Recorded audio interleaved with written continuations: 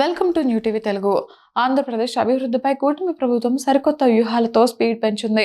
రాజధాని అమరావతి నిర్మాణంతో పాటు రాష్ట్ర వ్యాప్తంగా ఉన్న సహజ వనరులను వాడుకుంటూ అన్ని ప్రాంతాలను సమానంగా అభివృద్ధి చేయడమే లక్ష్యంగా CM Chandrababu, deputy CM Pawan Kalyan, మంత్రి నారా లోకేష్ నిరంతరం కసరత్తులు చేస్తున్నారు.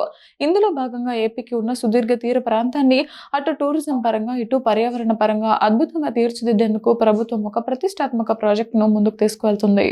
ఏపీ కోస్తా తీరాన్ని శరవేగంగా అభివృద్ధి చేయడమే కాకుండా పర్యావరణ రక్షణ కోసం కోస్తా గ్రీన్ బెల్ట్ ను విస్తరించేందుకు డిప్యూటీ పవన్ కళ్యాణ్ నడుం బిగించారు. ఇందులో భాగంగా ఈరోజు సచివాలయంలో అటవీ పర్యావరణ శాఖ ఉన్నతాధికారులతో ఆయన ఒక కీలక సమీక్ష సమావేశం నిర్వహించారు. తీర ప్రాంతాల్లో భారీగా మొక్కలు నాటి హరిత వలయాలను ఏర్పాటు చేయడం ద్వారా సముద్రపు కోతను అడ్డుకోవచ్చని, తుఫానుల తీవ్రతను తగ్గించవచ్చని పవన్ కళ్యాణ్ ఈ సందర్భంగా స్పష్టం చేశారు. దీనికోసం తక్షణమే ఒక సమగ్ర కార్యాచరణ ప్రణాళికను రూపొందించాలని అధికారులకు దిశానిర్దేశం చేశారు.